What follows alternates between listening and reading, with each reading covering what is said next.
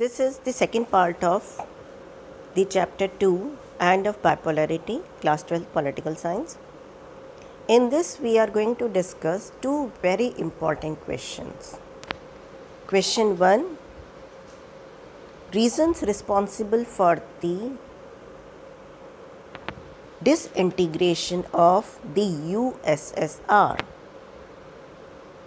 And question number 2, consequences of this disintegration, यानी कि हम डिस्कस करने जा रहे हैं यूएसएसआर जो कि डिसइंटीग्रेट हुआ था 15 डिफरेंट कंट्रीज़ में, उसके क्या क्या कॉजेज़ थे, रीजंस थे, and at the same time क्या इफ़ेक्ट थे, इम्पैक्ट था उसका. Now in order to answer this question that how it happened that the most powerful country in the world suddenly disintegrated, ऐसा कैसे हुआ. जो हमने देखा बाइपोलरिटी थी, दो सुपर पावर्स थे, एक था द यूएसए और द यूएसएसआर. द यूएसएसआर में ऐसी क्या सिचुएशन हुई कि ये जो 15 डिफरेंट पार्ट्स थे ये कैसे डिसइंटीग्रेट हो गए. अब इस क्वेश्चन को समझने के लिए हमने इसे बेसिकली 4 पार्ट्स में डिवाइड किया, just in order to simplify this. Let me tell you बेटा स्टूडेंट्स कि ये जो क्वेश्चन आएगा it will be a long question, long answer होगा इसका, एंड ऑल द पार्ट्स हम इसको as we always write in SST, हमें इसे पॉइंट्स में करके लिखना है.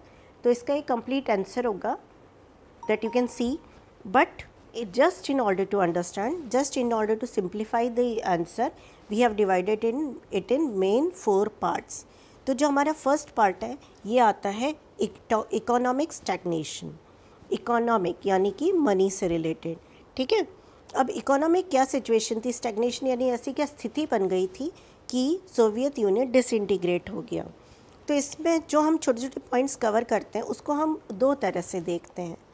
एक तो ये था कि बहुत ज़्यादा इसमें आर्मामेंट रेस में इसका पार्टिसिपेशन हो रहा था, यानी कि कहीं ना कहीं अपने को और ज़्यादा स्ट्रॉन्ग और ज़्यादा पावरफुल बनाने के लिए, मिलिट्री को और ज़्यादा स्ट्रॉन्ग बनाने के लिए इसमें बहुत ज़्यादा एक्सपेंडिचर चलता जा रहा था. इसके साथ साथ अगर हम देखते हैं तो दूसरी तरफ जो वेस्टर्न कंट्रीज़ थे उनसे कंपटीशन बहुत ज़्यादा था, यानी कि अपने को मार्केट में रखने के लिए और वेस्टर्न कंट्रीज और बेहतर बनाने के लिए. तो कहीं ना कहीं लेकिन ये वो कंपटीशन को फेस नहीं कर पा रहा था यूएसएसआर, ठीक है. तो ये दोनों चीज़ें चल रही थी. इसके अलावा जो इसमें एक मान सकते हैं कि इन सब कारणों से जो एक बन रहा था वो इकोनॉमिक बर्डन बन रहा था. इकोनॉमिक बर्डन यानी प्रेशर बन रहा था. और आपको पता है प्रेशर किस पे आता है, नॉर्मली किस पे आता है, मिडिल क्लास पे और लोअर मिडिल क्लास पे. तो जो नॉर्मल सिटीजन्स थे, ऑर्डिनरी सिटीजन्स थे, तो उनको बहुत ज़्यादा नॉलेज मिलती जा रही थी कि किस तरह से हमारा कंट्री सफ़र कर रहा है और इकोनॉमिक प्रेशर हम पर आ रहा है, ठीक है. और ये एक बहुत बड़ा रीज़न था इसके डिसइंटीग्रेशन का. फर्स्ट हो गया आपका इकोनॉमिक, ठीक है. अब हम दूसरे आते हैं पॉलिटिकल.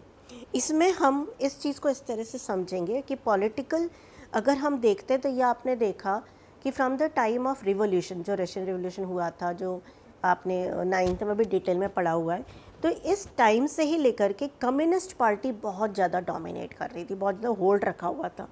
अब जब कोई भी चीज़ एक्सट्रीम में चली जाती है, बहुत ज़्यादा अनबेरेबल हो जाती है, तो उसका डोमिनेंस बर्दाश्त के बाहर हो जाता है. कहते हैं ना जैसे कि हद से ज़्यादा उसका डोमिनेंस हो गया था. तो इसमें भी जो ऑर्डिनरी लोग थे वो एलियनेटेड यानी कि अलग फील कर रहे थे. उनको एक तरह से बहुत ज़्यादा उनके लिए सफोकेटिंग हो गया था ये बियर करना, ये जो प्रेशर था.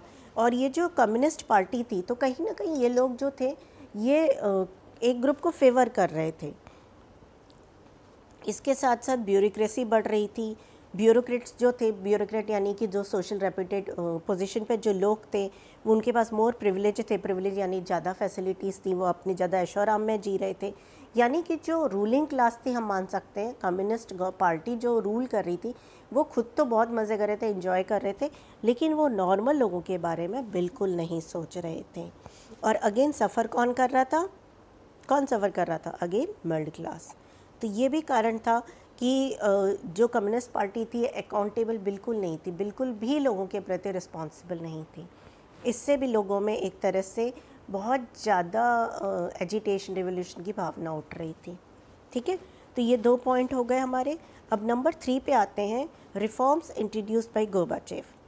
अब हमने लास्ट उसमें वीडियो में भी देखा था कि गोरबाचेव ने कुछ रिफॉर्म्स इंट्रोड्यूस किए थे और उसमें काफ़ी कुछ प्रॉब्लम्स का सॉल्यूशन भी निकालने की कोशिश की थी।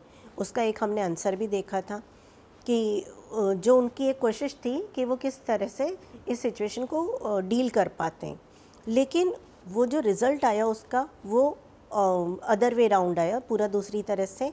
और ये माना गया, ये कुछ लोगों ने माना कि कहीं ना कहीं वो जो रिफॉर्म्स थे जो गोरबाचेव लाए थे वो इसके सोवियत यूनियन के डिसइंटीग्रेशन के लिए रिस्पॉन्सिबल हैं। ठीक है, कि वो जो रिफॉर्म्स थे वो प्रॉपरली इम्प्लीमेंट नहीं हो पाए, उनकी जो इंटेंशन था लागू करने का वो सही नहीं था, और the way of implementing that was wrong. तो इस तरह से उनके जो रिफॉर्म्स थे उन पे एक क्वेश्चन उठाया गया, वो एक तरह से कंट्रोवर्शियल बन गए बहुत ज़्यादा। ठीक है, और ये भी माना गया कि वो बहुत ज़्यादा रिस्पॉन्सिबल थे सोवियत यूनियन को डिसइंटीग्रेट करने के लिए।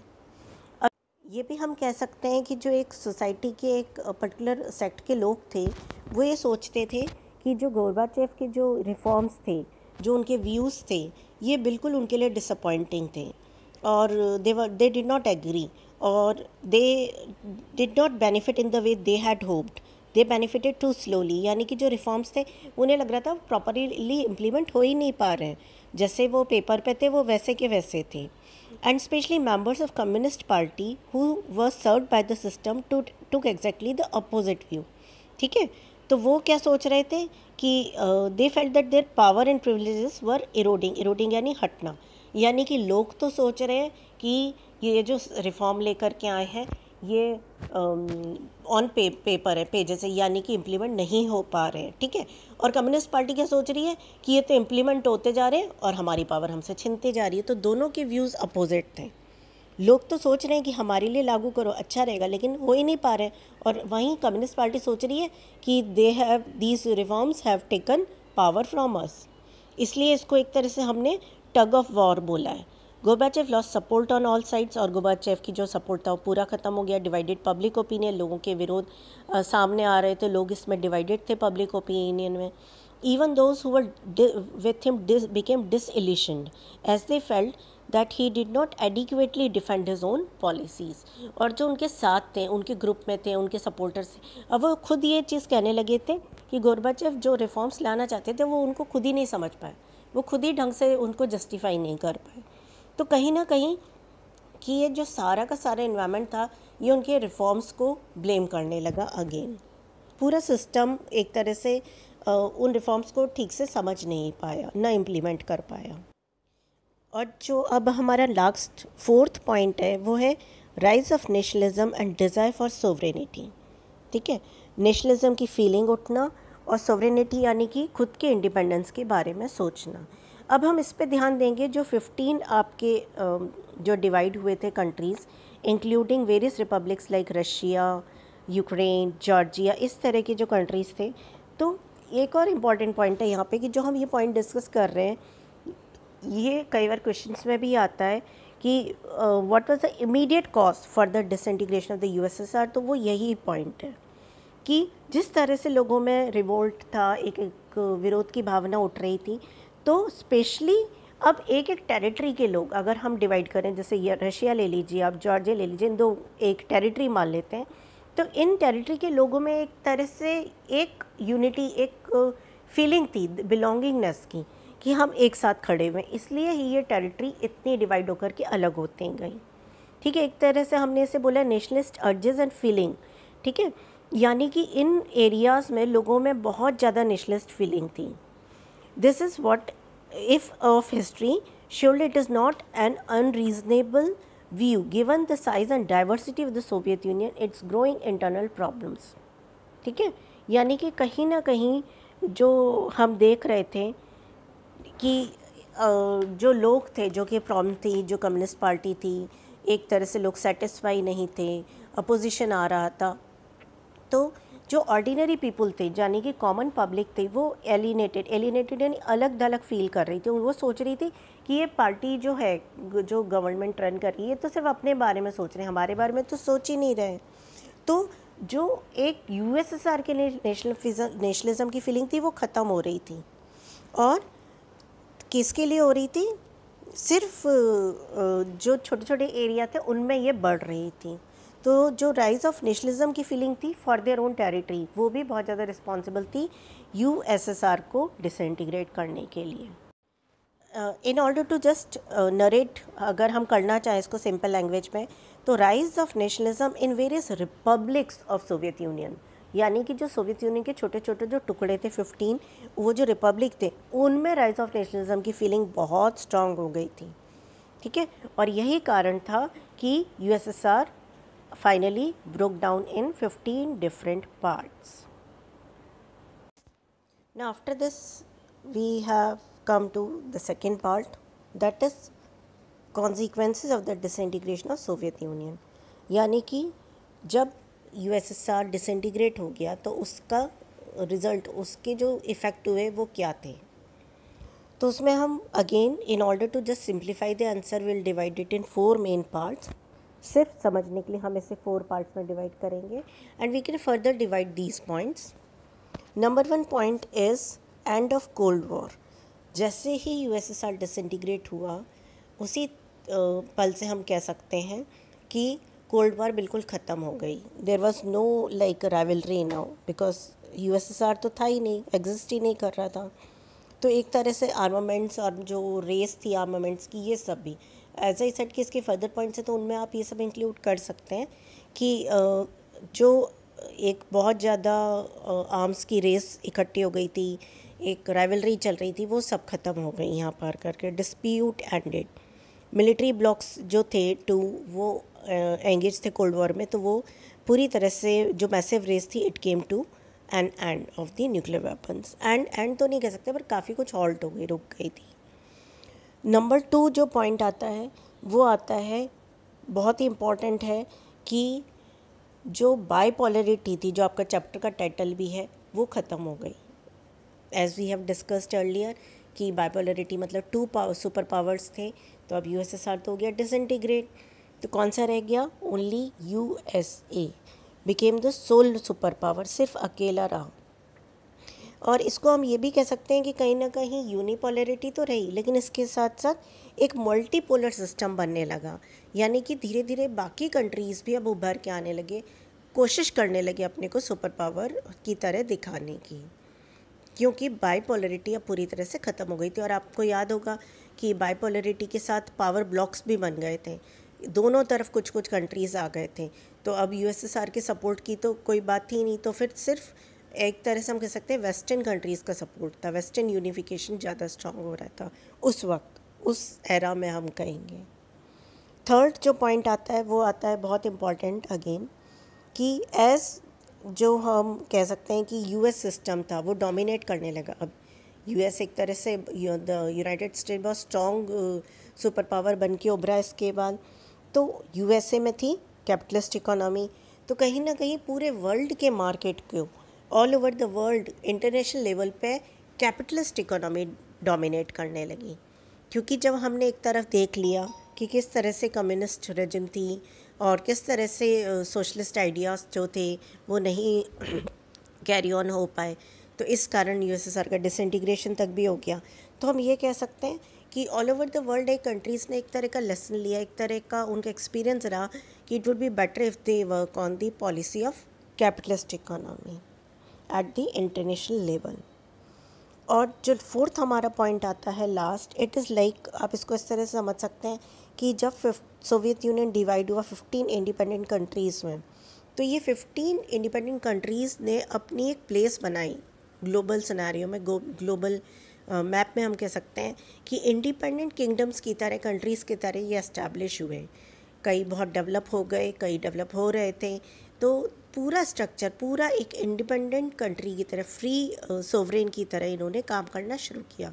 तो वो एक ग्लोबल लेवल पे हम देखें तो एक वर्ल्ड के उसमें बहुत बड़ा चेंज था, बहुत बड़ा एक नया हमको बोल सकते हैं कि माइलस्टोन जैसे जुड़ा था उस वक्त, कि ये नए कंट्रीज़ एस्टैब्लिश हो गए थे, होने शुरू हो गए थे। अब जो ये कंट्री इंडिपेंडेंट हुए थे, they had their own choices.